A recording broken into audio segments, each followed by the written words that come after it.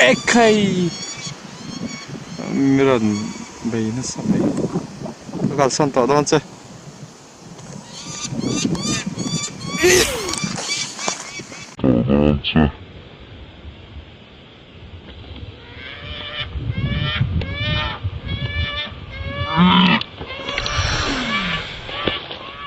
tuna mi kha peregrine falcon mi zo chuan mungek kan ti ania khovela mu thlok chak bernin dar kar khata kilometer za thum sum kwa chak ten thlok theini sawa thlok lai te hi an thlok chak viu mo kan ti te po hai tham puak pop pop mai ni tin an bu che hun lai ni wangin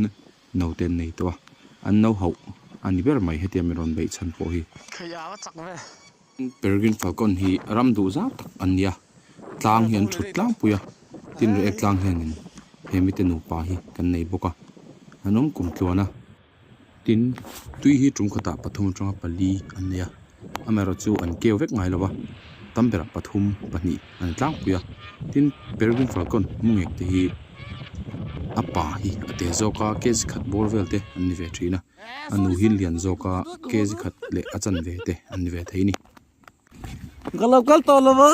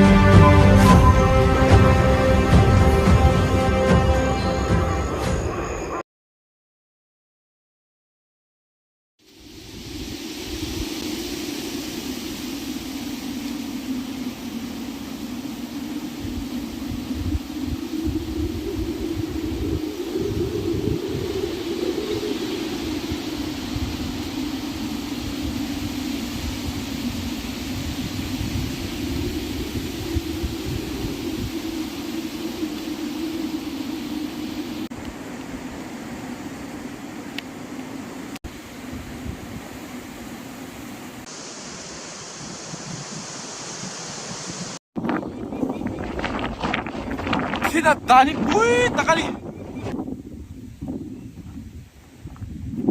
ron chama tum le force ya en pena no en mujer peregrine falcon ang thamo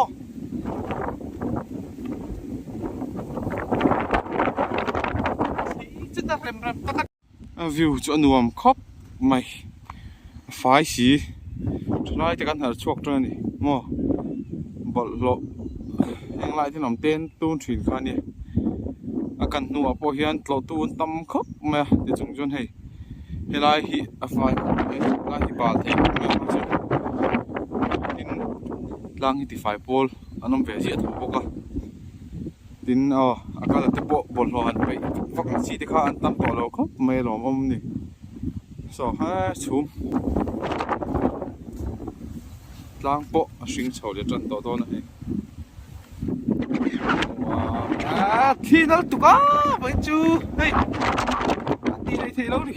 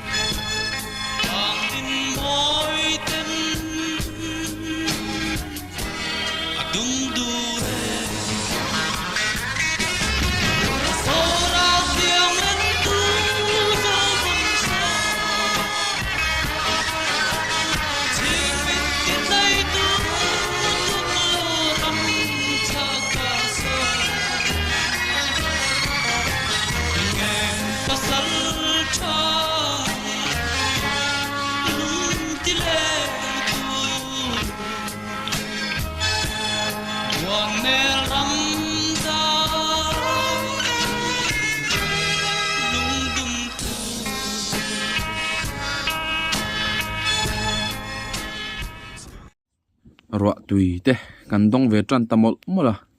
ra ek tlang po a hring chhole tran to do na tin thual thu te po chor no ve le na sa to mai bokani in thli na mem maya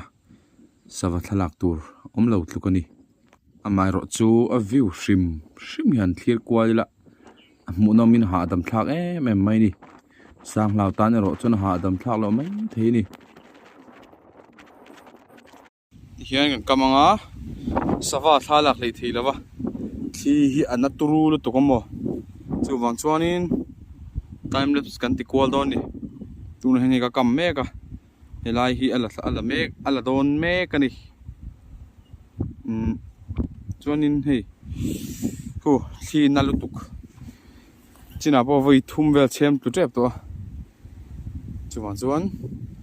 kam rup mai ni chem tu chak mang mai thi chuan so na hem takadi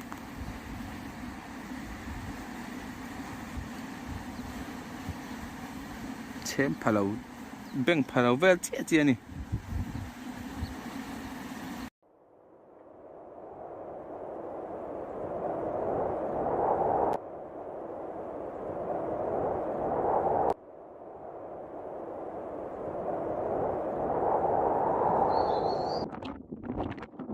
khi ana maya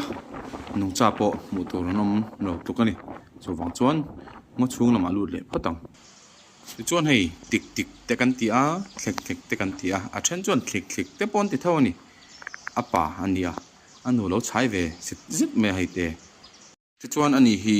tik tik pa kan nei moi jing mi ani a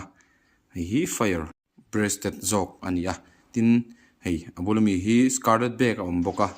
chuanin moi velem lo a common chi ho kha anam le nual bok ani anu a chaina konga hianin a beina saboka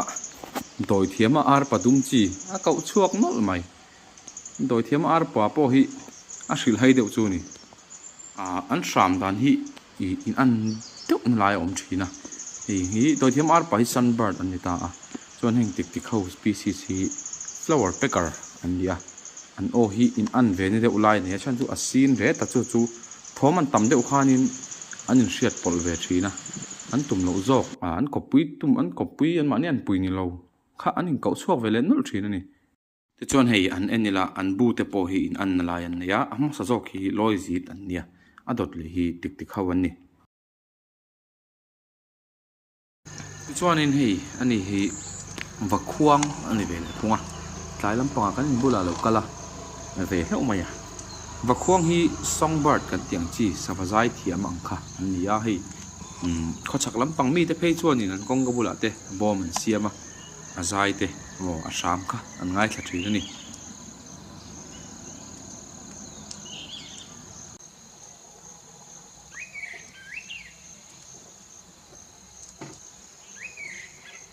thom atam dewa zai thadu bok lawa in vakhuang hi orange headed thrush ani vatelal local va flavor from dan zin halang